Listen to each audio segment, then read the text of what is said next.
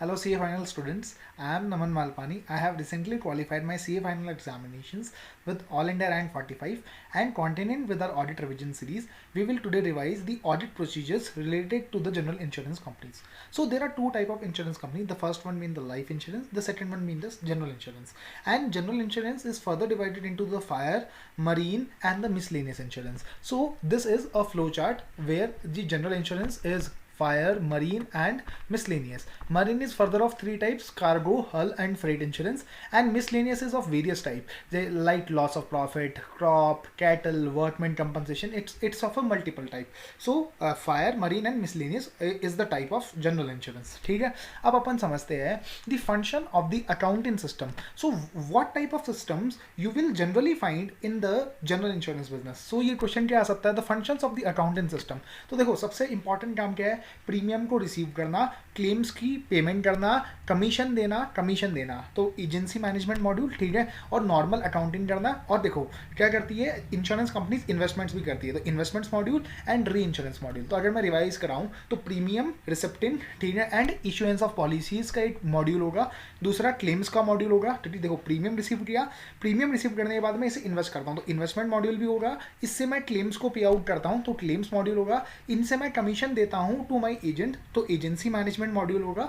Accounts module में क्या होती, नॉर्मल जर्नल एंट्रीज आएगी, एंड री इंश्योरेंस मॉड्यूल मतलब मान लो मैंने अपनी कोई इंश्योरेंस की रिस्क किसी और पार्टी से अपनी इंश्योर कराई है तो that is known as reinsurance. तो री इंश्योरेंस मॉड्यूल. तो मैं रिवाइज करूँ: premium, claims, agency management module, फिर investment module, accounts module and reinsurance module. तो the functions of the accounting system in the general insurance module, general insurance business can be of the following time. ये भी हमारा learn हो जाता है question.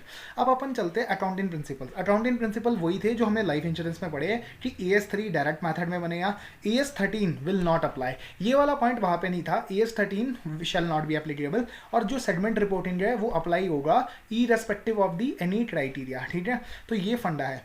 Premium में क्या था, प्रीमियम हमें वहां पे कब रिकॉग्नाइज करनी थी लाइफ इंश्योरेंस में, जब वो ड्यू होती थी. ठीक है, अब यहाँ पे हमें क्या करना है, हमें ओवर द कॉन्ट्रैक्ट पीरियड और the period of the risk which ever is appropriate, हमें प्रीमियम को रिकॉग्नाइज करना है over the period of the risk. मतलब जितने टाइम तक वो रिस्क चलेगी ना तो उतने टाइम तक हमें उसे अकाउंट फॉर करना है. ठीक है, अब देखो मान लो एक मैंने पॉलिसी आज इशू करी, तो आज का डेट हुई है हमारी, आज हमारी हुई है डेट, लेट सपोज हम मानते हैं कि मैंने दिसंबर में पॉलिसी इशू करी. तो देखो दिसंबर में पॉलिसी इशू करी, मान लो मेरी बैलेंस शीट डेट आनी है मार्च. ठीक है, तो जनवरी, फरवरी, मार्च मतलब 3 महीने के लिए पॉलिसी मेरी फोर्स में रही और बाकी ये 9 महीने अगले साल में. तो ऑब्वियस सी बात है मुझे जो रेवेन्यू प्रीमियम बुक करना है ना इस साल में वो प्रोपोर्शनेटली 3 महीने का ही बुक करना है. तो ये फंडा है. और जो बाकी बचा हुआ 9 महीने का प्रीमियम है उसे हम क्या बोलेंगे, अनअर्न्ड प्रीमियम बोलेंगे. ठीक है, देखो दो चीजें होती है, एक अनअर्न्ड प्रीमियम होता है, एक प्रीमियम रिसीव्ड इन एडवांस होता है. देखो फर्क क्या है, मान लो दिसंबर में मैंने पॉलिसी इशू करी जो जनवरी, फरवरी, मार्च, इस जनवरी से लेकर अगले दिसंबर तक चलेगी. ठीक है, तो देखो जनवरी, फरवरी, मार्च का 3 महीने का रेवेन्यू तो मैं इस पीरियड में बुक कर दूंगा.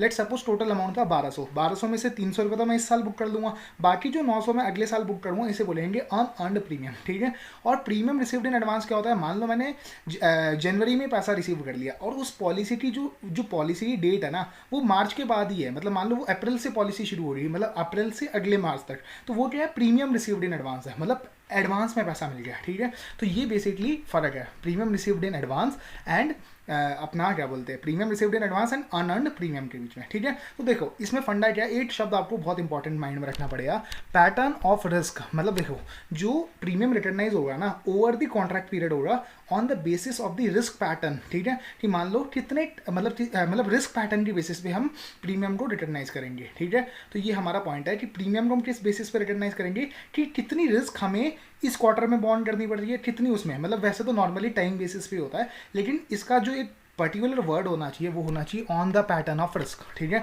अब अपन चलते प्रीमियम डेफिशिएंसी. प्रीमियम डेफिशिएंसी कब होती है, जब मान लो कि जो एक्सपेक्टेड क्लेम होने वाले हैं उनकी जो कॉस्ट होने वाली है, मतलब जो फ्यूचर में क्लेम्स आने वाले हैं is greater than the unearned premium, जो मतलब क्लेम्स आने वाले हैं वो अनअर्न प्रीमियम, मतलब जितना मान लो जो जितना मेरा प्रीमियम अभी रिकॉग्नाइज करना बच रहा है in my profit and loss, अगर उससे ज़्यादा मेरे क्लेम्स आने वाले हैं that is known as premium deficiency. और अगर एक बार प्रीमियम डेफिशिएंसी आ जाती है for a contract that has a term of greater than 4 year, then the liability shall be based on the actuarial valuation. मतलब देखो सिंपल सा फंडा क्या है कि अगर एक बार प्रीमियम डेफिशिएंसी आ जाती है तो जो उसकी लाइबिलिटी है वो एक्चुअली ही निकालेगा। और प्रीमियम डेफिशिएंसी क्या होता है, जब क्लेम्स के रिलेटेड कॉस्ट वो एक्सीड हो जाएगी as compare to my unearned premium. ठीक है, एक्विजिशन कॉस्ट का क्या होना चाहिए, एक्विजिशन कॉस्ट इन उसी समय एक्सपेंस ऑफ हो जाना चाहिए जिस समय आपका इंश्योरेंस कॉन्ट्रैक्ट नया लाया गया, मतलब it should B immediately expense of. Claims में देखो दो चीज़ें हैं। क्लेम्स एक तो होता है इंटीमेटेड, मतलब क्लेम्स जो इंकर्ड हो गए, ठीक है। देखो एक तो क्या होगा रिपोर्टेड क्लेम्स, ठीक है। तो देखो लाइबिलिटी फॉर आउटस्टैंडिंग क्लेम्स में दो तरह की लाइबिलिटी आती है। एक तो क्या है जो रिपोर्टेड क्लेम्स की लाइबिलिटी है, और दूसरी जो लाइबिलिटी होती है वो होती है इंकर्ड, जो कि क्लेम्स हो तो मतलब मेरी इंकर्ड मतलब क्लेम मतलब नुकसान हो तो गया है लेकिन अभी मुझे रिपोर्ट नहीं हुआ है। देखो एक तो क्या होगा जो रिपोर्ट हो गया, या फिर एक क्या होगा इंकर्ड हो गया है लेकिन रिपोर्ट नहीं हुआ है। तो इंकर्ड बट नॉट रिपोर्टेड, मतलब इसमें क्या हुआ उसने मुझे बताया नहीं कि मेरा ये लॉस हो गया, और इस वाले में क्या पहले वाले में क्या था वो रिपोर्टेड क्लेम्स थे। तो ये हमारा क्या बोलते हैं क्लेम्स का फंडा हो गया। अब जो क्लेम्स को जो हमें बुक करना है ना वो हमें net of salvage value book करना है। मतलब अगर मान लो 100 रुपये का क्लेम है और 10 रुपये की सैल्वेज वैल्यू है तो हमें 90 रुपये का ही प्रोविजनिंग करनी है।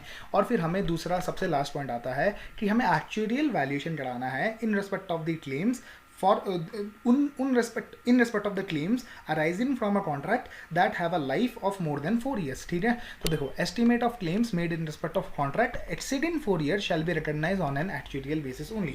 तो देखो अगर मैं आपको सिंपल रिवाइज करूँ, प्रीमियम डेफिशिएंसी क्या होता है कि जो क्लेम्स के कॉस्ट हो रही और जो अनअर्न्ड प्रीमियम है, claims cost is greater then the unearned premium, ये तो प्रीमियम डेफिशिएंसी हुआ। क्लेम्स में हमने दो चीज़ें पढ़ी, रिपोर्टेड या फिर इनकर्ड बट नॉट रिपोर्टेड। ठीक है, acquisition cost shall be immediately expense of. Premium में देखो दो टाइप की है, पैटर्न ऑफ रिस्क को समझना है। ठीक है, पैटर्न ऑफ रिस्क को समझना है हमें, ये भी हमारा फंडा क्लियर हो गया, और हमने ये भी फिनेंशियल स्टेटमेंट्स वाले पॉइंट भी कवर कर लिए थे। अब अपन चलते हैं कि इन्वेस्टमेंट्स कैसे मेजर होगी। Real estate investment property it shall be measured at historical cost less accumulated depreciation and impairment losses. वहाँ पे जब हमने लाइफ इंश्योरेंस पढ़ा था तो वहाँ पे रीवैल्यूएशन मॉडल भी अलाउड था वंस इन एवरी 3 ईयर, लेकिन ये वाली लाइन यहाँ पे नहीं है। तो ये बहुत इंपॉर्टेंट डिफरेंस है। जनरल इंश्योरेंस में मतलब सिर्फ हिस्टोरिकल कॉस्ट पे ही मेजर होगा। ठीक है, सारा इम्पेयरमेंट के लिए हमें टेस्ट करना है। ठीक है, वेदर हमें ईच बैलेंस शीट डेट पे टेस्ट करना है कि कोई इम्पेयरमेंट तो नहीं हो रखी। अगर इम्पेयरमेंट का कोई लॉस होगा तो उसे रेवेन्यू प्रॉफिट एंड लॉस में डालना है, और सिर्फ फेयर वैल्यू को हमें डिस्क्लोज करना है। मतलब उसमें क्या होता था लाइफ इंश्योरेंस में हमें फेयर वैल्यू पे ही मेजर करना होता था वंस इन एवरी 3 ईयर। यहाँ पे क्या करना, सिर्फ फेयर वैल्यू को डिस्क्लोज करना है, और बाकी सब डेट सिक्योरिटी और इक्विटी सिक्योरिटी के पॉइंट सेम है जो हमने एक्टिव मार्केट वाले पॉइंट समझे हैं। ठीक है, और यहाँ पे हमारे पास अनलिस्टेड सिक्योरिटीज़ और ये भी पॉइंट सेम है कि भाई हिस्टोरिकल कॉस्ट पे मेजर करना है, इनका प्रोविजन बनाना है अगर कोई diminishing in the value of investment है। मतलब ये सिमिलर पॉइंट है, बस फर्क क्या है यहाँ पे, वहाँ पे देखो वहाँ पे क्या डेफिनेशन थी एक्टिव मार्केट की कि एक्टिव मार्केट वो होता है जहाँ पे होमोजीनियस होता है, willing buyers and willing sellers होते हैं, and the price is publicly available. ठीक है, और नॉट एक्टिवली ट्रेडेड मार्केट की क्या डेफिनेशन थी वहाँ पे, लाइफ इंश्योरेंस में क्या थी, थिनली ट्रेडेड की डेफिनेशन थी।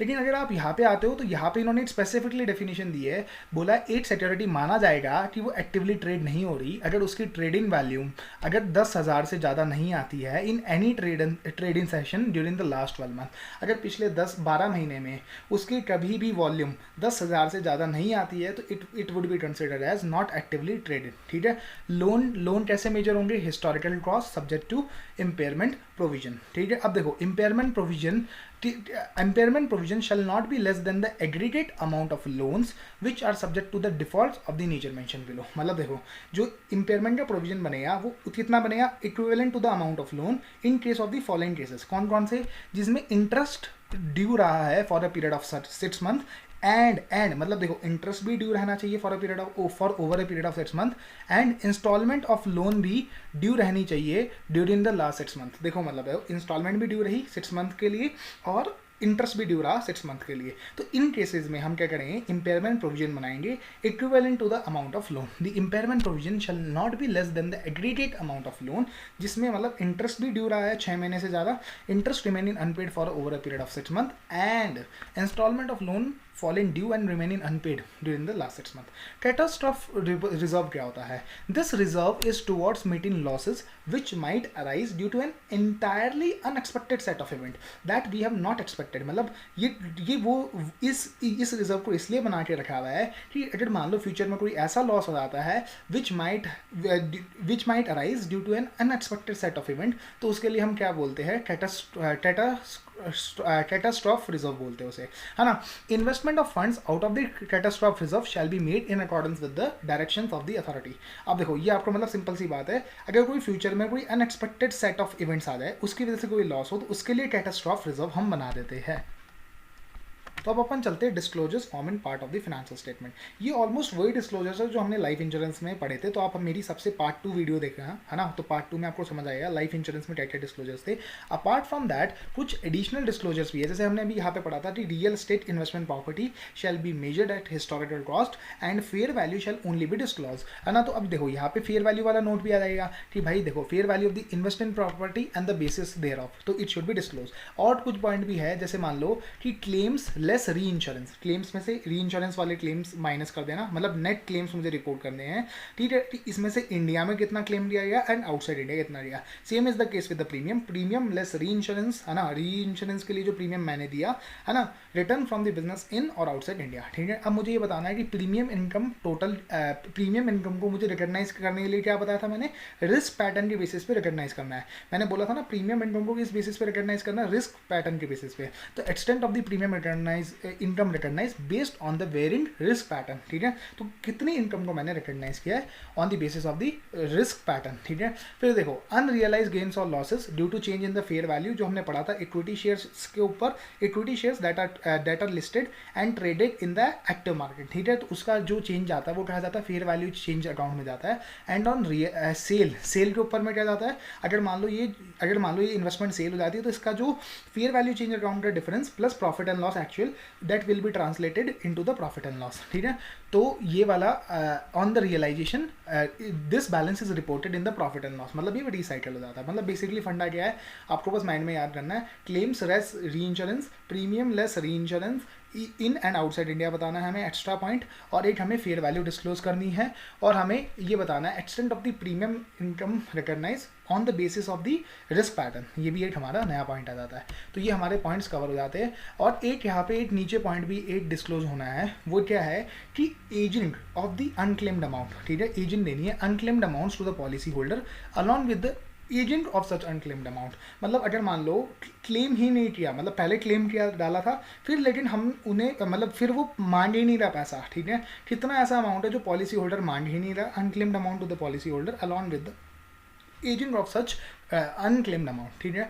जनरल इंस्ट्रक्शन सेम है, ये इसलिए हम ये पढ़ेंगे नहीं वापस। अब कंटेंट्स ऑफ मैनेजमेंट रिपोर्ट भी ऑलमोस्ट सेम है एक्सेप्ट 1 और 2 पॉइंट्स, तो मैनेजमेंट रिपोर्ट भी पूरी सेम है। अब अपन चलते हैं, अब अपन का जो पॉइंट आता है वो आता है प्रिपरेशन ऑफ फाइनेंशियल स्टेटमेंट। देखो revenue account, profit and loss account, balance sheet and receipt and payment account, ठीक है। तो फॉर्म बी, अब आपने पढ़ा था शेड्यूल बी के अंदर जनरल इंश्योरेंस कंपनीज कवर होते हैं, तो इनका फॉर्म बी आ रहेगा, मतलब क्या हो गया, form B revenue account, form B P&L and form B balance sheet, ठीक है। तो ये जो रेवेन्यू अकाउंट है वो सेपरेटली बनाया जाएगा for the fire, marine and miscellaneous business, ठीक है। और डायरेक्ट मेथड के अंदर ही कैश फ्लो बनती है, ये हमें पता ही है। अब देखो, अब हम समझेंगे ऑडिट कैसे करना है of the general insurance business. तो सबसे पहले हमें प्रीमियम का मतलब ऑडिट करना है, तो प्रीमियम का हम ऑडिट कैसे करेंगे, तो समझो आप प्रीमियम के केस में हमें वही फंडा है, कैलकुलेशन होगा सबसे पहले प्रीमियम का, फिर कलेक्शन होगा, कलेक्शन के बाद रिकॉग्निशन ऑफ इनकम होगा, और प्रीमियम रिसीव्ड इन एडवांस, ठीक है। हमने जैसे पिछली वाली लाइफ इंश्योरेंस में समझा था, सबसे पहला कैलकुलेशन, फिर कलेक्शन के बाद क्या होता है recording means recognition of the income, और या फिर प्रीमियम रिसीव्ड इन एडवांस। तो हमें देखना है the objective of the internal control over the premium is to ensure that the correct premium is calculated and collected before acceptance of any risk and the premium is accounted for, मतलब देखो calculated, collected and accounted for, ठीक है।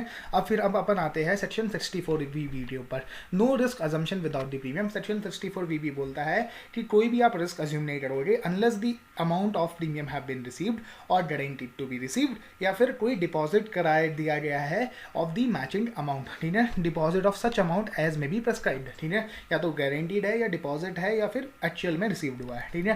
Premium revenue recognition, अब देखो मैंने बोला calculation collection, collection के बाद रिकग्निशन, रिकग्निशन के लिए हमें क्या चाहिएगा, लेकिन पैटर्न ऑफ रिस्क चाहिएगा कि किस पैटर्न ऑफ रिस्क, इसके लिए आपने आप आगे पढ़ोगे कॉन्सेप्ट अनएक्सपायर्ड रिस्क रिजर्व, जिसमें हम ये मानते हैं कि 50% रिस्क तो इस साल हो गई और 50% रिस्क अगले साल कवर हो गई। मान लो देखो इसका पैटर्न ऑफ रिस्क का एक एग्जांपल देता हूँ, मान लो दिसंबर में पॉलिसी हुई तो 3 महीने और 9 महीने वाला एग्जांपल वही जो हमने शुरू में पढ़ा था, मान लो। लेकिन यूआरआर का कॉन्सेप्ट क्या बोलता है, यूआरआर ये बोलता है, अनएक्सपायर्ड रिस्क रिजर्व क्या बोलता है, जितना प्रीमियम इस साल रिसीव हुआ उसका हम ये मानेंगे कि 50% इस साल प्रीमियम रिकॉग्नाइज कर लो और 50% अगले साल रिकॉग्नाइज करो। तो ये पैटर्न ऑफ रिस्क है, ठीक है, पैटर्न ऑफ रिस्क। देखो कैलकुलेशन कलेक्शन रिकॉग्निशन, रिकॉग्निशन के साथ याद आना चाहिए आपको pattern of risk and calculation collection, collection मतलब जब तक इसके साथ याद आना चाहिए सेक्शन 64 वीबी, ठीक है। अब देखो जब रिस्क कब स्टार्ट होती है अंडर इंश्योरेंस पॉलिसी, जब हम कोई पॉलिसी डॉक्यूमेंट देते हैं, the assumption of the risk starts on the issue of a policy document, या फिर कोई ऐसा इक्विवेलेंट डॉक्यूमेंट देते हैं जो एक रिस्क अजम्पशन का एक डॉक्यूमेंट माना जाता है। जैसे कि एग्जांपल ले लो कवर नोट, ठीक है, प्रपोजल फॉर्म या फिर cover note by the respective underwriting department. देखो मतलब the assumption of the risk starts on the issue of a policy document और any equivalent document that evidences risk has been accepted by the company on the acceptance of the proposal form और the cover note, ठीक है। तो देखो मतलब calculation collection recognition and recognition के साथ advance premium का भी फंड आता है। No risk assumption without premium हमने पढ़ी लिया सेक्शन 64 वीबी। अब आता है वेरिफिकेशन ऑफ प्रीमियम, हम कैसे करेंगे, तो इंटरनल कंट्रोल्स हमें चेक करना है over the collection and recording, ठीक है, कैलकुलेशन कलेक्शन एंड रिकॉर्डिंग, ठीक है। तो कलेक्शन एंड रिकॉर्डिंग के लिए हमें इंटरनल कंट्रोल्स को रिव्यू करना है, हमें रिव्यू करना है systems of the company to collect the money, underwrite and issue the policy. सबसे पहले देखो calculation collection and recording and हमारा एडवांस प्रीमियम, ये फंडा था। तो देखो अंडरराइट एंड इशू पॉलिसी मतलब कलेक्शन का हमें सिस्टम रिव्यू करना है, underwriting and issue of policy का भी हमें सिस्टम रिव्यू करना है। अब हमें देखना है the auditor should ascertain that all the cover notes are serially numbered, cover notes जितने भी होने चाहिए हैव बीन सीरियली नंबर्ड, क्योंकि कवर नोट्स कब इशू होता है जब हम रिस्क अज्यूम करते हैं, ठीक है, have been serially numbered and there should be a internal check on the issue of the stationery. तो देखो इंटरनल कंट्रोल किसके ऊपर होना चाहिए, कलेक्शन एंड रिकॉर्डिंग के ऊपर, सिस्टम होना चाहिए प्रॉपर किसका, कलेक्शन का होना चाहिए, अंडर राइटिंग का होना चाहिए, इशू ऑफ पॉलिसी और there should be a proper internal check, ठीक है। हमें ये भी चेक करना है कि जो रिस्क पैटर्न कंपनी ने आइडेंटिफाई किया है क्या वो रीजनेबल है, reasonability of the risk pattern, ठीक है। अब देखो जो प्रीमियम इस साल रिसीव हुआ है but pertaining to the risk commencing in the next financial year should be accounted for as the premium received in advance, ठीक है। अब देखो इसके लिए हम क्या कर सकते हैं कि कमेंसमेंट ऑफ रिस्क एक ऑप्शन होता है, वो चेक कर सकते हैं। देखो मैंने आपको बताया ना प्रीमियम रिसीव्ड इन एडवांस का कॉन्सेप्ट आ गया, पैटर्न ऑफ रिस्क का कॉन्सेप्ट आ गया, ठीक है। The auditor should verify that the policy document have not been issued, मतलब यहाँ पे पूरा सेक्शन 64 वीवी लिखना है आपको कि पॉलिसी तब तक इशू नहीं हो जानी चाहिए जब तक प्रीमियम रिसीव ना हो गया हो, या फिर जो चेक मिला मुझे है ना, अगर मान लो premium the auditor should verify that the policy have not been issued in case the premium had not been collected, या फिर जो चेक मिला वो डिसऑनर हो गया तो इस केस में पॉलिसी नहीं इशू होनी चाहिए, या फिर जो गारंटी दी थी या डिपॉजिट कराया था वो क्या हो गया, हैड फॉलन शॉर्ट और हैज़ एक्सपायर्ड, या तो गारंटी एक्सपायर हो गई या फिर डिपॉजिट शॉर्ट पड़ेगा, ठीक है।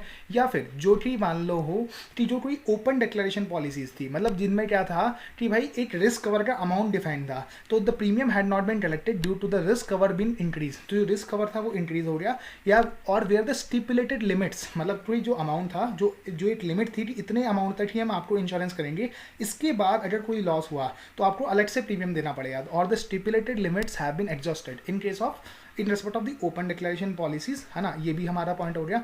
या फिर इंस्टॉलमेंट्स का पॉइंट है कि instalment of the premium have not been collected in time in respect of the certain categories of policies, ठीक है। तो जहाँ पे मतलब इंस्टॉलमेंट में अलाउड था कोई, जैसे मान लो जैसे मरीन कम इरेक्शन पॉलिसीज में क्या है इंस्टॉलमेंट में भी अलाउड है, फिर facility has been granted for premium been paid in instalment.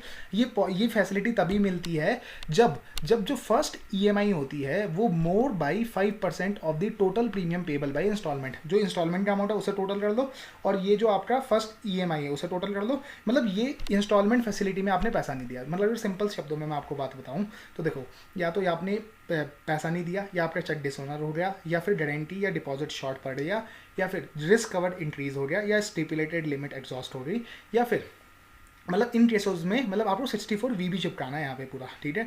और फिर आपको या फिर जो इंस्टॉलमेंट थी वो instalment of the premium have not been collected, instalment तभी दे सकते हो जैसे मरीन इनकम इंश्योरेंस में जब first EMI is greater than 5% of the total instalments, मतलब जो टोटल इंस्टॉलमेंट उसका टोटल मारो और उसका 5% मतलब उसका ये वाला जो अमाउंट होना चाहिए ना, जो first EMI should be greater than it, मतलब should be greater than 105% of the total EMIs, total of the remaining installment, ठीक है ना। अब ये हमारा पॉइंट हो गया। अब देखो एक हमने क्या पढ़ा था, प्रीमियम रिसीव्ड इन एडवांस, तो ऑब्वियस ही बात है इसमें हमारी रिस्क नहीं होनी चाहिए, क्योंकि ये क्या है, रिस्क इसमें कब स्टार्ट हो रही है, अगले साल से, ठीक है। मतलब देखो the auditor should examine whether the insurance company is not under a risk in respect of the amount laid at the credit of the premium received in advance, मतलब इसके लिए हमारी कोई भी रिस्क नहीं होनी चाहिए। तो देखो collection, calculation, collection, recording and premium received in advance. फिर अब देखो अब आपको माइंड में आना चाहिए events after the balance sheet date.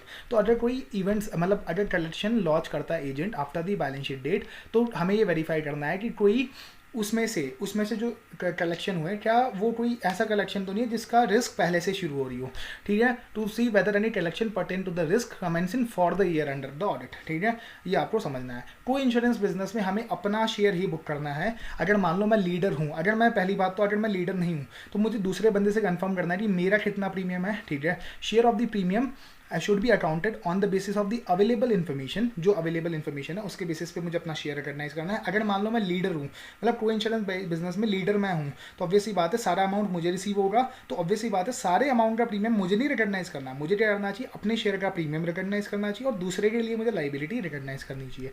Where the company is the leader, the auditor should obtain a reasonable assurance that the only a company's own share of premium has been shown as income and the rest have been credited to the respective company's account, to the other company's account, ठीक है, मतलब उनके account में credit किया जाना चाहिए। तो entry क्या होनी चाहिए, bank account debit to premium income to other insurance company, जिन्हें हमें पैसा देना चाहिए, ठीक है। तो ये हो गया हमारा, मतलब देखो एक तो देखो इसमें क्या पॉइंट हुआ, एक events after balance sheet date पढ़ा, एक हमने को इंश्योरेंस अरेंजमेंट्स पढ़े। तो और फिर प्रीमियम रजिस्टर मेंटेन होना चाहिए और जो प्रीमियम रजिस्टर में जो अमाउंट है उसे हमें टैली करना है जनरल लेजर से, है ना। अब देखो अगर आप समझो कि where the auditor should verify whether the installments fall in due on और before the balance sheet date, ठीक है। जो इंस्टॉलमेंट्स ड्यू है उन्हें हमें रिकॉग्नाइज करना है एज प्रीमियम इनकम वेदर और नॉट रिसीव्ड, ठीक है, वेदर रिसीव्ड और not have been accounted for as a premium income. अगर मान लो कोई इंस्टॉलमेंट है जिसकी ड्यू डेट पहले थी बैलेंस शीट डेट से लेकिन पैसा अभी नहीं मिला है, then we should account for it as a due income. मतलब हमें ऐसा नहीं है कि भले ही, मतलब ऐसा नहीं कि जब पैसा रिसीव होगा तभी अकाउंट फॉर करना है, we should account it on a due basis, ठीक है। तो अगर मैं रिवाइज कर रहा हूँ, events after the balance sheet date, calculation, collection, recording and premium advance का पॉइंट आया। सेक्शन 64VB आपने लिखा पूरा, section events after the balance sheet date को आपने कंसिडर किया, ठीक है। Events after the balance sheet date, को इंश्योरेंस बिजनेस का आपने बारे में लिखा, प्रीमियम रजिस्टर के बारे में आपने लिखा, ठीक है। अब हमें ईयर एंड के ट्रांजेक्शन देखने हैं कि भाई ईयर एंड के ट्रांजेक्शन में कोई ऐसा ट्रांजैक्शन तो नहीं है जिसकी रिस्क अगले साल से शुरू हो रही है, और अगर ऐसा है तो प्रीमियम में नहीं जाके वो कहा जाना चाहिए, प्रीमियम रिसीव्ड इन एडवांस में जाना चाहिए, ठीक है। हमें ये देखना चाहिए कि जो भी अमाउंट एजेंट रिसीव करता है ना, मतलब हमें क्या करना है, वेरीफाई करना है जो collections after the balance sheet date है ना, मतलब after the cut off date जो उसने एजेंट ने पैसा जमा कराया, कि इस चीज़ को चेक करने के लिए कि हमें ये वेरीफाई करना है कि the risk assume during the year under the audit on those collections, कि मतलब कई रिस्क पुराने टाइम से तो शुरू नहीं हो रही, मतलब भले ही एजेंट ने बाद में पैसा, वही वाला पॉइंट जो अभी हमने events after the balance sheet date वाला पॉइंट पढ़ा ना, वही वाला पॉइंट है।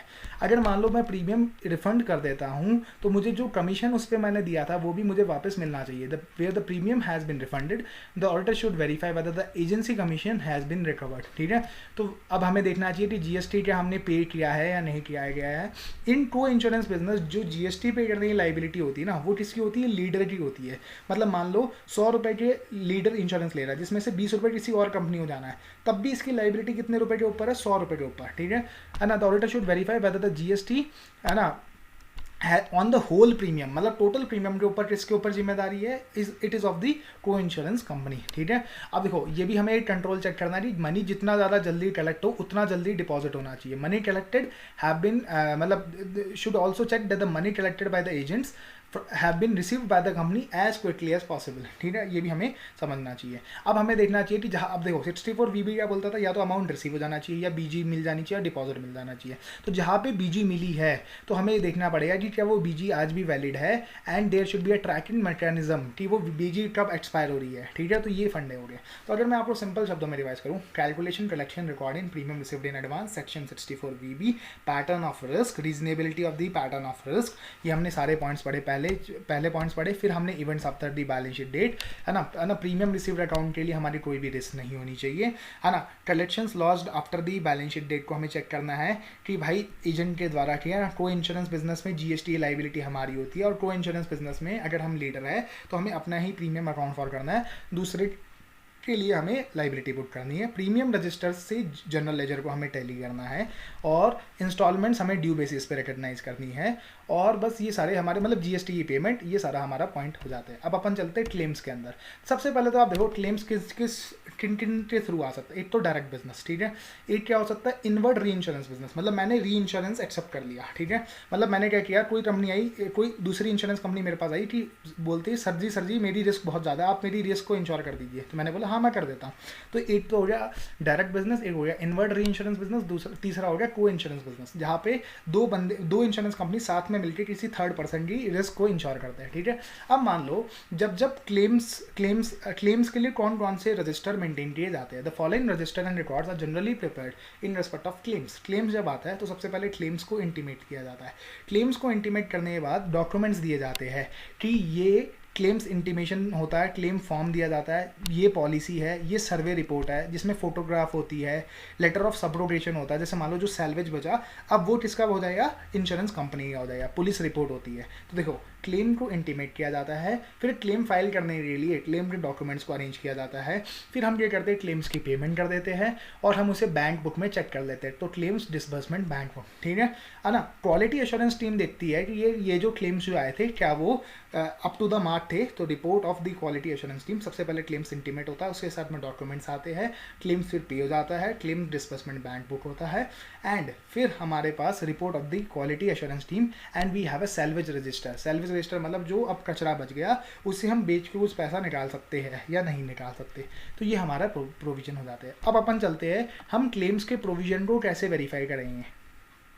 अब हमें समझना है क्लेम्स का प्रोविजन कैसे बनना है। तो जो भी आज की डेट में अनसेटल्ड क्लेम्स है उनका प्रोविजन हमें बनाना है। तो provision for all the unsettled claims should be made as on the balance sheet date. अब देखो date of loss is important as and not the date of communication, ठीक है। मतलब मान लो एक लॉस होता है वो होता है 31 मार्च को, लेकिन उसकी जो कम्युनिकेशन आती है वो आती है 1 अप्रैल को। तो date of loss is important, means 31 March को ही प्रोविजन बनना चाहिए of all the unsettled claims, ठीक है। अब देखो जनरली इंश्योरेंस कंपनी का कोई इनिशियल प्रोविजन या डिफॉल्ट फार्मूला होता है जिसके बेसिस पे वो एक प्री डिफाइंड फार्मूला के बेसिस पे वो एक अमाउंट डिफाइन करते हैं। तो दिस प्री डिफाइंड फार्मूला, ठीक है, is based on the past trend and is normally certified by the claims head और द अपॉइंटेड एक्चुअरी। तो हमें ये देखना है कि ये जो प्री डिटरमिन्ड फार्मूला है ये सही है या नहीं है, इज एडिक्वेट और नॉट, ठीक है। हमें प्रोविजन ये भी देखना है कि देखो अब मैंने बोला था ना क्लेम्स देखो 2 टाइप के क्लेम्स होते हैं, या तो रिपोर्ट हो गए या नहीं हुए, तो हमें उनके लिए भी प्रोविजन बनाना है।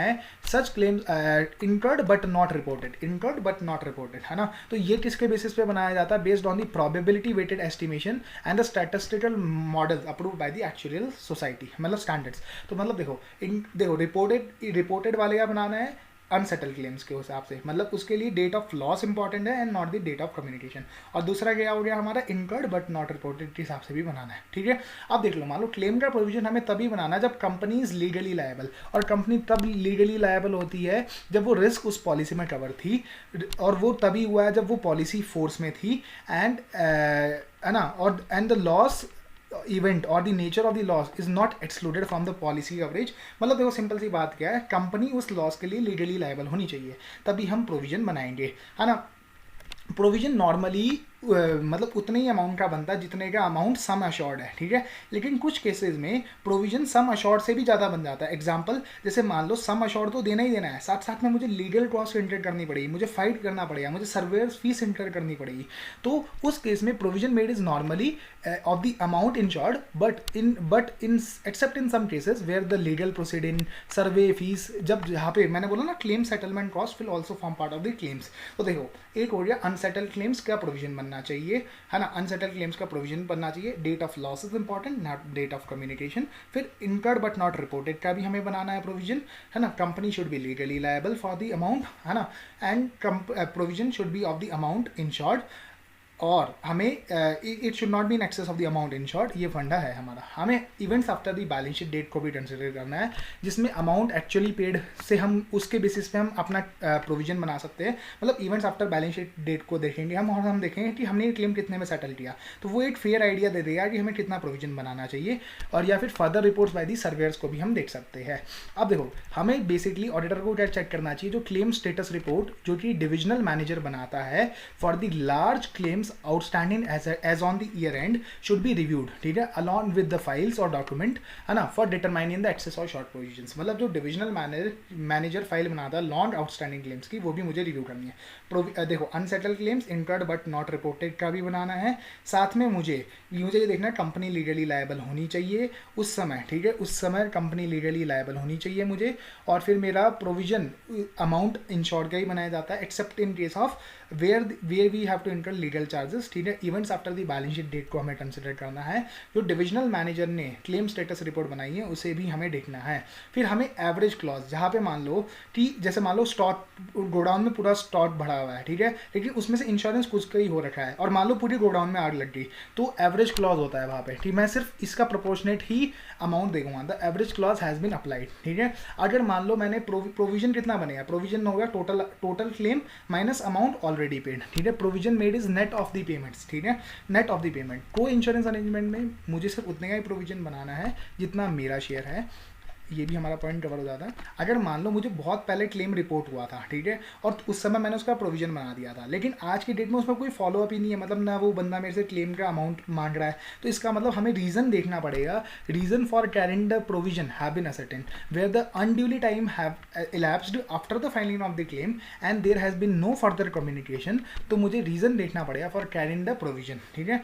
अब जहाँ पे हम लीगल एडवाइस सॉर्ट करते हैं, तो वहाँ पे हमें लीगल एडवाइज़र के व्यू पॉइंट से ही हमें प्रोविजन बनाना है। ये भी हमारा पॉइंट हो गया। जहाँ पे मान लो हमने डिपॉजिट्स दे रखा है विद द कोर्ट्स और अदर अथॉरिटीज, तो हमें प्रोविजन को नेट ऑफ नहीं करना डिपॉजिट्स के साथ, हमें प्रोविजन को ग्रॉस बेसिस पे बनाना है, और डिपॉजिट्स को एक अलग तरीके से हमें एसेट्स के रूप में शो करना चाहिए। तो कोई भी कॉन्टिजेंट लाइबिलिटी नहीं शो होनी चाहिए, ऑब्वियसली बात है, क्योंकि हम प्रोविजन बना रहे हैं, तो there should be no contingent liability, है ना। क्लेम्स जो होने चाहिए that should be net of the salvage value, and intimation of loss is received with date of loss. हमने पढ़ा था ना अनसेटल्ड क्लेम्स का बनाना, and the date of loss is important. तो intimation of loss should be within a reasonable time frame, मतलब ऐसा नहीं कि आज लॉस हुआ और बहुत दिनों बाद इंटीमेशन आ रही है, ठीक है। And due provision has been made in respect of claims loss that any office of the company other than from where the policy was taken. इसका एग्जांपल दिया इसी ने, मान लो पॉलिसी इशू हुई मुंबई से, ठीक है, और एक्सीडेंट जो हुआ वो चेन्नई में हुआ, तो अगर मान लो चेन्नई में भी क्लेम लॉज हो गया ना, तो भी हमें प्रोविजन बनाना पड़ेगा। तो मतलब सिंपल बोलूँ तो ऑल अनसेटल्ड क्लेम्स का बनाना है, it should B incurred but not reported का भी बनाना है, company should be legally liable, company should be legally liable for it, है ना। फिर हमारा क्या पॉइंट आया कि प्रोविजन अमाउंट इंश्योर्ड तक का ही बनता है। हमें events after the balance sheet date को भी कंसिडर करना है, क्लेम स्टेटस रिपोर्ट को भी देखना है, एवरेज क्लॉज को भी कंसिडर करना है, हमें जो पेमेंट ऑलरेडी मेड कर दी उससे माइनस कर देना है। को इंश्योरेंस के केस में मुझे अपना ही शेयर बनाना है, और अगर कोई पुराना प्रोविजन बना रखा है जिसके बाद में कोई कम्युनिकेशन नहीं होगी, तो हमें उसे देखना है कि क्या हमें उसे आज भी ज़रूरत है ना। लीगल केसेस के लीगल एडवाइजिंग के केस में मुझे लीगल एडवाइजर के बेसिस पे प्रोविजन बनाना है। नेचर ऑफ डिपॉजिट, मतलब अगर डिपॉजिट है तो उसे अलग से शो करना है, एंड उसके प्रोविजन को अलग से शो करना है। तो ये कुछ बहुत पॉइंट्स थे जो हमारे ये हमने कवर किए। अब अपन आते हैं क्लेम्स पेड वाले में, ठीक है। देखो ऊपर वाला क्या था, क्लेम्स का प्रोविजन, अब नीचे क्या है, क्लेम्स पेड। पेपर में ध्यान से पढ़ना, क्लेम्स प्रोविजन पूछा है या क्लेम्स पेड पूछा है। क्लेम्स पेड में सबसे पहले तो आपको को इंश्योरेंस बिजनेस मॉडल में माइंड में रखना है, ठीक है। को इंश्योरेंस के केस में अगर मान लो मैं क्लेम देता हूँ तो मुझे क्लेम का खर्चा सिर्फ अपने ही शेयर के रेस्पेक्ट में बुक करना है, and the balance has been book debited to the other insurance company, मतलब एंट्री होनी चाहिए other insurance companies account debit, claims account debit, to the claim is my expenditure to my bank account because I am responsible for the full payment of the claim. तो मुझे लेकिन जो share मुझे दूसरे insurance company से लेना है I should have debited them, ठीक है ना। क्लेम्स मुझे तभी पे करने हैं अगर सेक्शन 64 VB के हिसाब से मुझे प्रीमियम मिला था तो, ठीक है। अगर मान लो जो को इंश्योरेंस कॉन्ट्रैक्ट है तो मुझे देखना है कि जहाँ पे मैं क्लेम्स पेमेंट के लिए लायबल था क्या मुझे वहाँ पे share of premium was receive also receive by the company, जहाँ पे मैं लायबल हूँ इन केस ऑफ को इंश्योरेंस, जहाँ पे मैं लीडर नहीं हूँ, तो क्या मुझे एक्चुअल में प्रीमियम भी मिला था। तो देखो सबसे पहले क्या है, को इंश्योरेंस में मुझे सिर्फ अपने ही शेयर को बुक करना है, और क्या मैं एक्चुअल में मतलब मैं जो दूसरे बंदे को दे रहा हूँ पैसा को इंश्योरेंस का, मतलब मान लो दूसरी इंश्योरेंस कंपनी को दे रहा हूँ, तो क्या एक्चुअल में मुझे प्रीमियम भी रिसीव हुआ था, क्या 64 VB के हिसाब से भी मुझे प्रीमियम रिसीव हुआ था। क्लेम एक्चुअल में ड्यूली सैंक्शन होना चाहिए एंड ड्यूली एक्नॉलेज्ड होना चाहिए, है ना, duly sanction plus duly acknowledge. फिर हमें सैल्वेज जो रिकवर होना चाहिए उसे नेट ऑफ कर देना चाहिए फ्रॉम दी क्लेम कॉस्ट, ये हमने पढ़ाई था that the salvage recovered has been duly accounted for, है ना, and a letter of subrogation has been obtain, ठीक है ना। अब मान लो अगर मैं एडवांस या डिपॉजिट देता हूँ विद द कोर्ट, तो it should not be considered as claim paid but rather should be shown as asset but are held as asset till the final disposal of such claim, है ना। अगर देखो मान लो claim partially settle हुआ है तो जो सैंक्शनिंग अथॉरिटी पार्शियल क्लेम के लिए थी क्या वही सैंक्शनिंग अथॉरिटी होती अगर वो पूरा अमाउंट दे देती। अगर मान लो पार्शियल अमाउंट था 500 रुपये और फाइनल अमाउंट था 1000 रुपये, तो हमें देखना है कि 500 और 1000 रुपये के लिए दोनों अथॉरिटी सेम होनी चाहिए, मतलब ऐसा नहीं होना चाहिए। Payment made against claims partially settle have been duly vouched and the sanctioning authority should be the same as the one which has the powers in respect of the total claimed amount, मतलब उस मतलब जो बंदा sanction कर रहा है अभी उसके पास 1000 रुपये तक की सैंक्शन करने की पावर होनी चाहिए, सिर्फ 500 तक की हुई तो वो नहीं सैंक्शन कर सकता इस वाले क्लेम को, ठीक है, ये वाला है। अगर मान लो मैं क्लेम पे कर देता हूँ तो जो मुझे इंश्योर्ड है वो मुझे अनक्वालिफाइड डिस्चार्ज नोट दे देगा कि अब भाई अब कंपनी की कोई रिस्पॉन्सिबिलिटी नहीं है, ठीक है। अगर मान लो कि डिवीजन ने जो हेड ऑफिस को जो फिगर रिपोर्ट करी है, डिवीजन ने हेड ऑफिस को जो फिगर रिपोर्ट करी है फॉर द पर्पस ऑफ री इंश्योरेंस क्लेम, तो क्या वो ट्रायल बैलेंस से टैली हो रही है या नहीं हो रही है, ठीक है। अब जो मान लो क्लेम को हमें पे कर देना चाहिए with in 30 days of the receipt of the last document, otherwise हमें इंटरेस्ट भी देना पड़ता है, ठीक है ना। और सैल्वेज को हमें ड्यूली अकाउंट फॉर करना चाहिए, ये तो हमने पढ़ ही लिया था, है ना। मतलब देखो सिंपल सी बात बताऊं, क्लेम्स पेड में को इंश्योरेंस वाला पॉइंट हो गया, 64 VB हो गया, सैल्वेज रजिस्टर हो गया, डिपॉजिट वाला पॉइंट हो गया कि डिपॉजिट को पेमेंट मत मानो, पेमेंट विद इन 30 days कर दो from the receipt of the last document, और हमारा है कि सैंक्शनिंग अथॉरिटी होनी चाहिए, ड्यूली सैंक्शन होना चाहिए, ड्यूली एक्नॉलेज्ड होना चाहिए, salvage register and later of subrogation, ठीक है। अब मान लो हमने नेसेसरी क्लेम लॉन्च कर दी हो विद द री insurer for all the claims paid, हमें ये भी चेक करना है कि हमने री इंश्योरर के पास अपने क्लेम्स लॉन्च कर दिए है फॉर ऑल द मतलब क्लेम्स पेड, ठीक है। कमीशन या ब्रोकरेज क्या होता है, commission received on amount of premium paid to a reinsurer. देखो मैं आपको सिंपल समझाता हूँ, तो कमीशन क्या होता है, बेसिकली इंश्योरेंस बिजनेस लाने के लिए हम एजेंट को जो पैसा देते हैं, ठीक है। अब मान लो जब मैं अपना री इंश्योरेंस कराता हूँ तो मैं कंपनी को क्या देता हूँ, मैं इंश्योरेंस कंपनी को री इंश्योरेंस देता हूँ, तो उसके बदले में मुझे क्या मिलता है, कमीशन मिलता है, कमीशन ऑन द री इंश्योरेंस एक्सेप्टेड, ठीक है, and is reduce from the amount of commission expenditure. जो कमीशन एक्सपेंडिचर होता है उससे हम मान लो जैसे मान लो मैं एक इंश्योरेंस कंपनी हूँ, मैंने एक इंश्योरेंस कंपनी जिसने बी को री इंश्योर कराया अपना रिस्क, ठीक है, तो अब बी ने ए को क्या दिया, कमीशन दिया ऑन री इंश्योरेंस एक्सेप्टेड, ठीक है। तो ये जो री इंश्योरेंस एक्सेप्टेड के ऊपर हमारा कमीशन होगा that will be reduce from the commission expenditure. देखो अब कमीशन क्या होना चाहिए, वो रूल्स एंड रेगुलेशंस के हिसाब से पे होना चाहिए and in accordance with the agreement, ठीक है। अब देखो सेक्शन 40 क्या बोलता है इंश्योरेंस एक्ट का, वो बोलता है कि कमीशन नहीं दिया जा सकता to any person who is not an agent of the insurance company, मतलब सिर्फ एजेंट को ही कमीशन दिया जा सकता है, and commission can not be paid in excess of the maximum rate of commission as may be framed by the IRDAI and the rates of commission, मतलब एक maximum rate जो प्रेस्क्राइब करेगा IRDAI उससे ऊपर हम कमीशन नहीं दे सकते, and the rates of commission should be agreed and document and filed with the IRDA, मतलब हमें इसे एग्री करना है, डॉक्यूमेंट करना है एंड फाइल करना है इसे IRDA के पास, है ना। तो हमें ये देखना है commission brokerage not paid in excess of the limits, ठीक है, हमें उसी it is paid as per the rates filed with the IRDA, ठीक है। ये सिर्फ उसी को दिया जाना चाहिए जो कि एजेंट या ब्रोकर है जिसने सॉलिसिट किया है बिजनेस, ठीक है। और जो एजेंट होना चाहिए he should not B black listed, मतलब देखो सिंपल सी बात बताऊँ आपको मैं, तो एक्सेस में नहीं जाना चाहिए, इन एक्सेस ऑफ द लिमिट, ठीक है, एज पर दी रेट्स जो कि फाइल हुई है उसके हिसाब से जाना चाहिए, he should not B black listed. And agent या ब्रोकर के पास ही जाना चाहिए, क्योंकि सेक्शन 40 बोलता है कि सिर्फ मैं कमीशन किसे दे सकता हूँ, एजेंट या ब्रोकर को दे सकता हूँ। मुझे एंट्रीज को चेक करना है with respect to the disbursement voucher, जिसके सपोर्टिंग में क्या लगा होगा, कमीशन बिल्स एंड कमीशन की स्टेटमेंट्स लगी होगी। हमें देखना है कि क्या ये वाउचर ऑथराइज था, जो ये वाउचर बना, हमें डिस्बर्समेंट एंट्रीज को चेक करना है with respect to disbursement voucher, जिसमें commission bills and commission statements लगी होगी।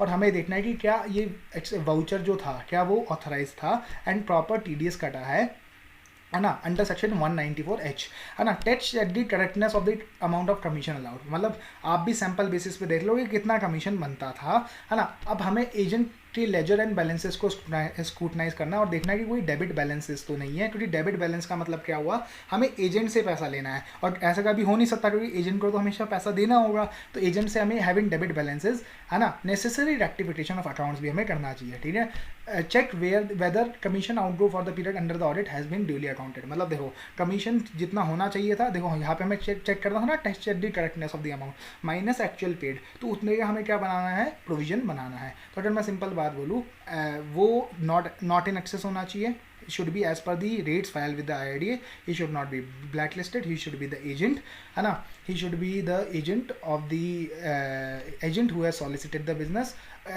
डिसबर्समेंट एंट्रीज को हमें वाउच करना है with respect to disbursement voucher, जो कि जिसके सपोर्टिंग में क्या लगा हुआ है, commission bills and commission statements, TDS क्या प्रॉपरली कटा है, ये सब, और एजेंट्स लेजर्स एंड, है ना।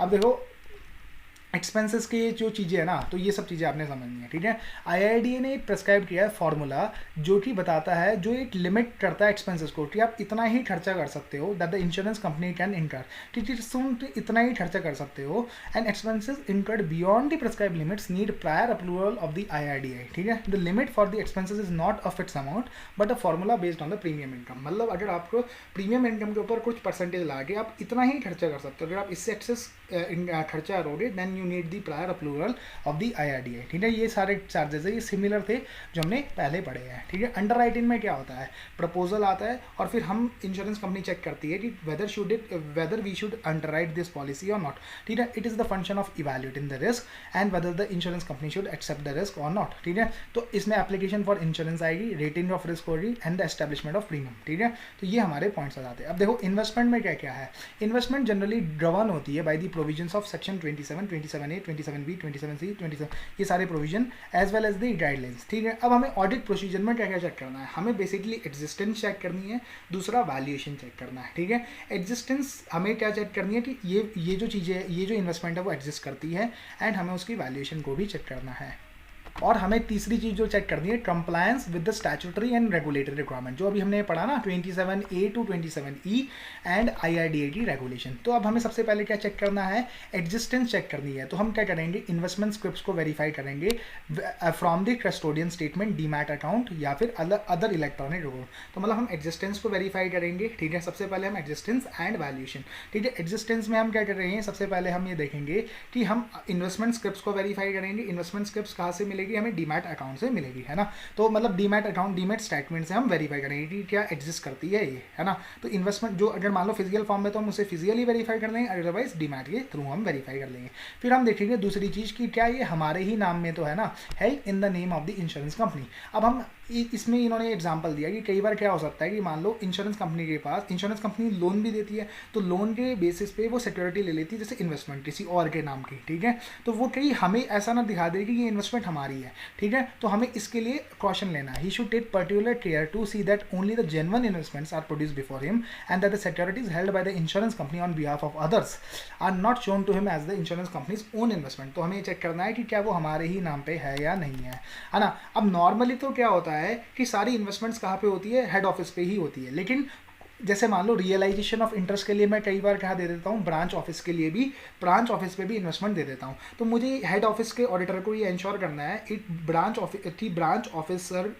ऑफिस का ऑडिटर ये चेक करेगी, फिजिकली वेरीफाई करे इन्वेस्टमेंट्स को, मतलब जैसे हमने बोला था ना, फिजिकली वेरीफाई द स्क्रिप्ट्स, ठीक है, वेरीफाई द इन्वेस्टमेंट स्क्रिप्ट, और फिर वो इट्स रिटर्न कंफर्मेशन भी लेगा ब्रांच के auditor say that he have verified this, ठीक है, कि उसने ये वेरीफाई किया है। Investment should not normally be held by any other person, मतलब इन्वेस्टमेंट मेरे ही पोजीशन में रहनी चाहिए, एक्सेप्ट कि मान लो मैंने कोई सिक्योरिटी दी है या कोई सेफ कस्टडी के लिए, मतलब नॉर्मली इन्वेस्टमेंट जो होनी चाहिए वो मेरे ही, देखो मेरे ही नाम पे होनी चाहिए। देखो एग्जिस्टेंस वेरीफाई करना है, मुझे वैल्यूएशन वेरीफाई करना है। एग्जिस्टेंस में क्या होना चाहिए, या तो मैं वेरीफाई कर लूँ, ठीक है, या फिर मैं डीमैट में देख लूँ, ठीक है। फिर मैं दूसरी चीज़ क्या देखूंगा कि मेरे ही नाम पे है या नहीं है, और तीसरी जो चीज़ मैं देखूंगा कि वो क्या मेरे पास ही है या नहीं है। It should not B normally be held by any other person, मतलब वो इन्वेस्टमेंट मेरे पास ही रहनी चाहिए, एक्सेप्ट कि जब मैंने उन्हें किसी सिक्योरिटी पे दे दिया या कोई सेफ कस्टडी के ऊपर दे दिया। फिर मुझे confirmation certificate of the depository organisation भी लेना है। तो बेसिकली ये सारे पॉइंट है जो हमें समझना है। ये एक अलग सा पॉइंट है। अगर मान लो मैंने कोई इन्वेस्टमेंट की सिक्योरिटी के बेसिस पे कोई लोन उठा रखा है, तो मुझे इस इन्वेस्टमेंट का एक सेपरेट डिस्क्लोजर देना है दैट आई हैव प्लेस्ड और hypothecated them for the purpose of the loan, ठीक है। तो ये basically existence and valuation, existence में ये देखना है, वेरिफिकेशन करना है, डीमैट की कंफर्मेशन लेनी है, ठीक है, फिर हमें डिपॉजिटरी की कंफर्मेशन लेनी है, फिर हमें देखना है हमारे ही नाम पे है नहीं है, और वो क्या हमारे पास ही है या नहीं है, ठीक है। तो ये इन्वेस्टमेंट्स के पॉइंट भी हो जाते हैं। कैश एंड बैंक बैलेंसेस में हमें क्या क्या चेक करना है। तो कैश एंड बैंक बैलेंसेस के लिए देखो, जो कैश है उसे हमें फिजिकली वेरीफाई करना चाहिए, जो चेक्स इन हैंड है उसे भी हमें फिजिकली वेरीफाई करना चाहिए, साथ साथ में हमें सर्टिफिकेट ले लेना चाहिए मैनेजमेंट का, ठीक है। अगर मान लो लास्ट दिन था, बैलेंस शीट डेट था, और उस दिन हमें चेक मिला, ठीक है, तो उस चेक पे हमें ये चेक करना चाहिए कि भाई देखो उस दिन वो बैंक में तो अब जमा हो नहीं पाएगा क्योंकि वो एकदम एंड में मिला है, तो ऑब्वियस ही बात है हमें उसे बैलेंस शीट में अलग से शो करना पड़ेगा एज चेक इन हैंड, ठीक है, उसे हमें चेक इन हैंड की तरह शो करना पड़ेगा। फिर हमें जो चेक हमारे हाथ में है उसमें ये भी चेक करना पड़ेगा कि जो उसकी डेट है, the auditor should also check the dates of the cheques in hand, ठीक है, कि भाई कि वो आगे की पीरियड तो नहीं है ना, वो उसी दिन की होनी चाहिए। तो हमें ये भी चेक करना है, मतलब कैश चेक्स इन हैंड के ऊपर अभी ऊपर वाले पॉइंट्स से हमें फिजिकली वेरीफाई करना है कैश और cheque in hand. Cheque in hand उन्हीं का बनेगा जो एक्चुअल में डिपॉजिट नहीं करा पाया मैं बैंक में, और चेक इन हैंड्स की मुझे डेट देखनी है, ठीक है। अब मुझे टेस्ट चेक बेसिस पे बैंक ट्रांजेक्शन को रिव्यू करना है, मुझे BRS को चेक करना है, मुझे बैंक से कंफर्मेशन लेनी है, मुझे फिजिकली वेरीफाई करना है टर्म डिपॉजिट रिसिप्ट्स, ठीक है, और मुझे कई ट्रांजेक्शन जिसमें डिपॉजिट या विड्रॉल हुआ है उन ट्रांजेक्शन को वेरीफाई करना है, और देखना है कि क्या वो अकाउंट ऑपरेटेड था by the authorise person only, ठीक है। अब बैंक रिको में कई आइटम्स क्या होंगे, जैसे check issued but not presented, तो मुझे ये चेक करना है कि क्या वो सब्सिक्वेंटली क्या वो प्रेजेंट हुआ बैंक में, वेरीफाई द सब्सिक्वेंट रियलाइजेशन, ठीक है। और जो इन ट्रांजिट वाले आइटम है he should verify that the same are properly reflected, मतलब ब्रांच ने अगर मुझे 100 रुपये दिए और ब्रांच के वहाँ से तो बैंक बैलेंस कम हो गया लेकिन यहाँ पे नहीं पहुँचा, तो मुझे उसे इनकॉर्पोरेट कर लेना है into my books of account, ठीक है। ये भी हमारा कवर हो जाता है। अब आता है outstanding premiums and agents balances. Outstanding premium मतलब ये प्रीमियम जो मुझे अभी रियलाइज नहीं हुआ। तो आउटस्टैंडिंग प्रीमियम में हमें क्या क्या चीज़ें चेक करनी है, हमें एज वाइज, ठीक है, कितने टाइम से नहीं हुआ, सेक्टर वाइज, है ना, एनालिसिस करना है ऑफ द आउटस्टैंडिंग प्रीमियम, ठीक है।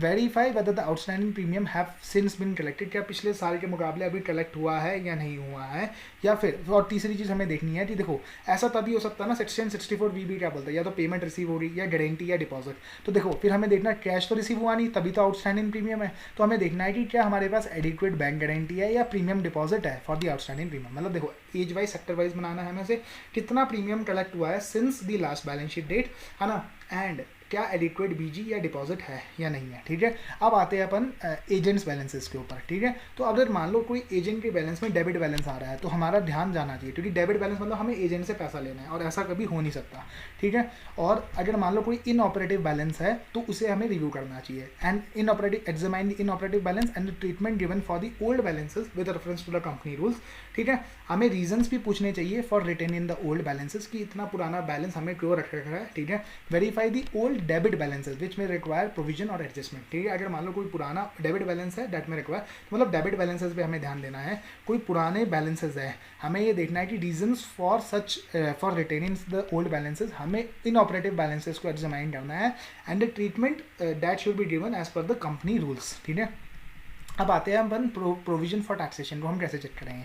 तो प्रोविजन को टैक्सेशन को हमें बड़ा सिंपल सी बात है, हमें स्पेसिफिक प्रोविजन जैसे कि सेक्शन 44 उस उनका ध्यान रखना है। हमें कोई हाई कोर्ट की डिसीजन या फिर कोई सुप्रीम कोर्ट का डिसीजन, तो हमें past and regarding the approach of the income tax department, ठीक है, various appellate forums, high court विजर्व इज द कंप्यूटेशन मेड, मतलब हमें देखना है कि कोई डिसीजन तो नहीं आ रखा कि भाई इस कंप्यूटेशन में ये गलती है, ठीक है। हमें चैप्टर 3 जो कि एग्जाम्पशंस की बात करता है उसका कंप्लायंस चेक करना, सेक्शन 10 की एग्जाम्पशन हमने सारी ली है या नहीं ली है। चैप्टर 6 का कंप्लायंस चेक करना, मतलब सेक्शन 44, ठीक है, स्पेसिफिक प्रोविजन। फिर हमें देखना है high court, supreme court, ITAT and CIT, क्या हमने मतलब इनकम टैक्स डिपार्टमेंट का क्या रवैया है towards the computation of income. Chapter 3 chapter 6 का क्या हमने कंप्लायंस किया है या नहीं किया है। जहाँ पे हमारी फॉरेन ब्रांचेस है तो हमें DTAA प्रोविजंस का भी कंप्लायंस चेक करना है। DTAA और income tax whichever is beneficial will apply to the SSC, ठीक है। हमें देखना है कि हमने जो इनकम बुक करी, मान लो 100 रुपये मुझे रिसीव हुआ, 100 रुपये 90 रुपये रिसीव हुआ, 10 रुपये TDS था, तो जो मेरा इनकम टैक्स लगेगा वो 100 रुपये के ऊपर लगेगा। Whether the grossing up of the TDS relating to the income has been properly done for the purpose of computation of taxable income, ठीक है।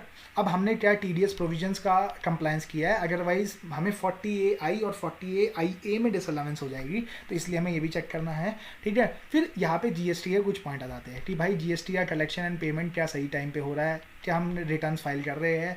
जब हम सैलवेज को बेचेंगे तो क्या उसके ऊपर क्या GST की applicability, obviously GST will be paid on it, ठीक है। हमें देखना है कि कोई लाइबिलिटी तो नहीं बची, ठीक है, और अगर बची है तो क्या उसका प्रॉपर प्रोविजन हम कैरी कर रहे हैं, ठीक है।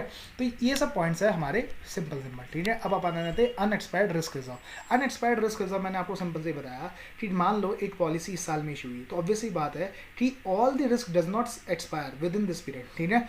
The unexpired reserve risk arises from the fact that all the policies are renewed annually except in specific cases where the short period policies are issued.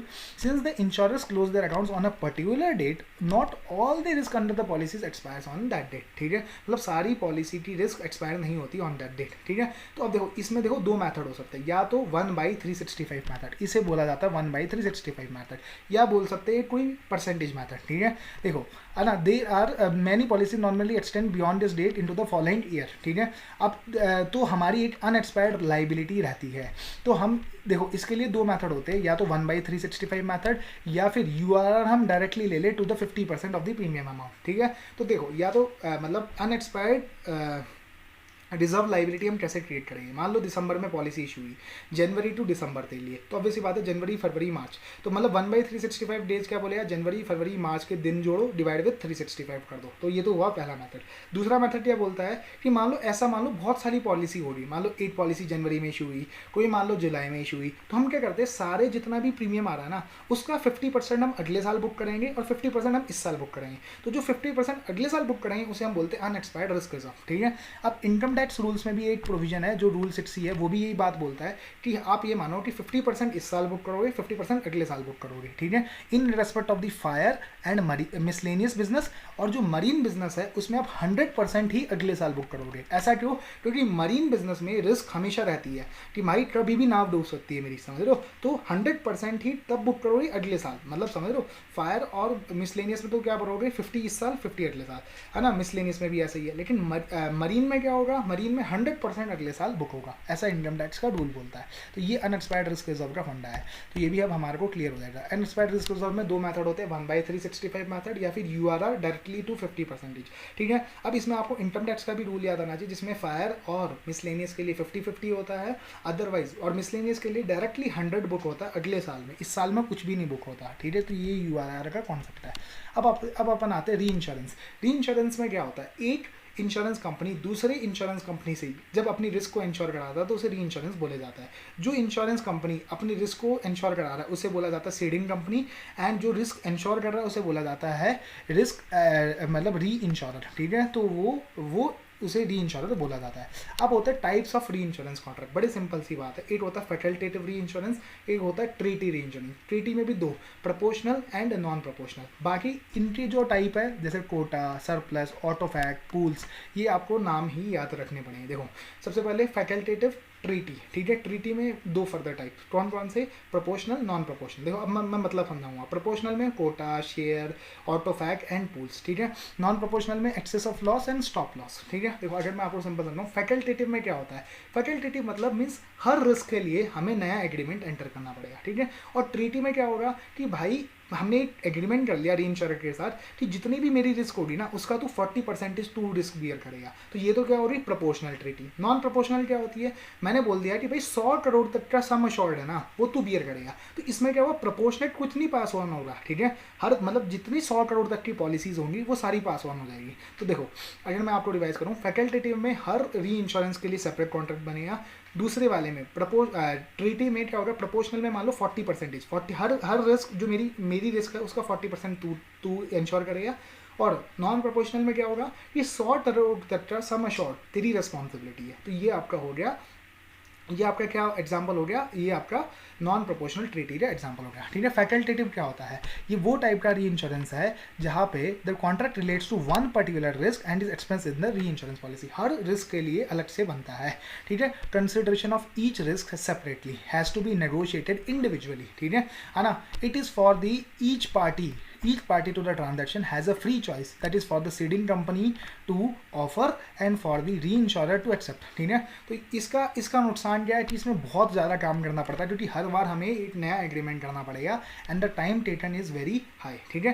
लेकिन ये tin however still it is use, तो tin type के लिए बढ़िया रहता है जहाँ पे बहुत अलग तरीके की रिस्क है, ठीक है। जैसे कि मान लो कि the nature of business is such that the technical guidance और कंसल्टेशन, ठीक है, is with the reinsurance is required. Example ले लो जैसे एटॉमिक एनर्जी, तो इन सब में ये बढ़िया है, ठीक है ना। जहाँ पे मान लो ऑटोमेटिक कवर जो था, मतलब जो ट्रीटी था वो ऑलरेडी खत्म हो चुका है, तो उसके बाद तो हम क्या कर सकते हैं, कुछ स्पेसिफिक रिस्क के लिए फैकल्टेटिव कर सकते हैं, ठीक है।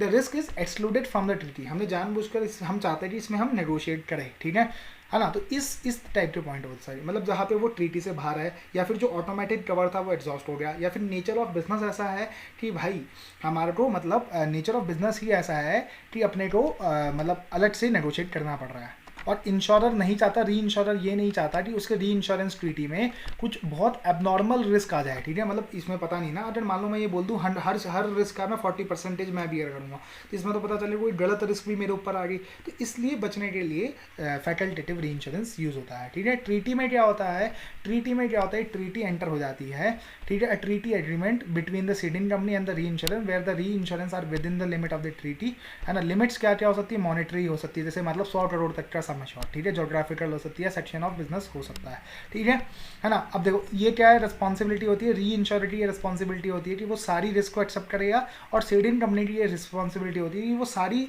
रिस्क को सीड करेगा, ठीक है। ये भी फंडा हमारा क्लियर हो जाता है। अब अपन एक फंडा पढ़ेंगे कैश लॉस पेमेंट का। देखो री इंश्योरेंस कॉन्ट्रैक्ट में क्या होता है बेसिकली, अगर मान लो बहुत बड़ा क्लेम आ गया किसके पास, इंश्योरेंस कंपनी के पास, जो नॉर्मल क्लेम है, ठीक है, नॉर्मल कंपनी थी, मतलब जिसने अपनी रिस्क इंश्योर कराई थी री इंश्योरेंस से। तो देखो इंश्योरेंस कंपनी क्या करती है, अपने अगर बहुत बड़ा क्लेम आ जाता है ना, तो वो क्लेम फाइनलाइज होने से पहले ही री इंश्योरेंस कंपनी से कुछ पैसा ले लेते हैं, तो उसे बोलते हैं एडवांस अगेंस्ट द क्लेम, ठीक है। तो री इंश्योरेंस कंपनी क्या करती है, उन्हें पैसा दे देती है ना। और इस पेमेंट को क्या बोला जाता है, क्रैश लॉस पेमेंट बोला जाता है ये। लेकिन ये सिर्फ ट्रीटी इंश्योरेंस के लिए होता है। प्रोपोर्शनल ट्रीटी में क्या होता है, प्रो रेटा पास ऑन होता है, ठीक है। लेकिन नॉन प्रोपोर्शनल में क्या होता है ना, on the basis of the losses rather than the sum insured. मतलब देखो एक फिक्स अमाउंट कर दिया, ठीक है। Such treaties are characterised by a distribution of liability between the ceding company and the reinsurer on the basis of the losses rather than the sum insured, as in the case of the proportional reinsurance. Proportional reinsurance में तो pro रेटा होता है ना। जैसे मान लो, अब देखो एग्जाम्पल क्या दिया, the following are the other characteristics of the non proportional treaty. The premium is not calculated on each cession but on the whole portfolio of the ceding company. मतलब मान लो मैंने बोला मैं 200 करोड़ का सम एश्योर्ड तेरे पास कराऊंगा, सीड करूंगा, तो 200 के ऊपर जो प्रीमियम होगा वो लग जाएगा। The premium rate is predetermine, ठीक है। Normally no commission is paid, मतलब देखो अगर मैं वैसे देता हूँ तो मैं प्रीमियम देता हूँ और मुझे कमीशन मिलता है, लेकिन इस वाले केस में कमीशन नहीं मिलता। देखो मतलब जो होल पोर्टफोलियो है उसके ऊपर प्रीमियम रेट जो प्री डिफाइंड होती है वो अप्लाई होती है और प्रीमियम दे दिया जाता है, इसके ऊपर मुझे कमीशन भी नहीं मिलता है।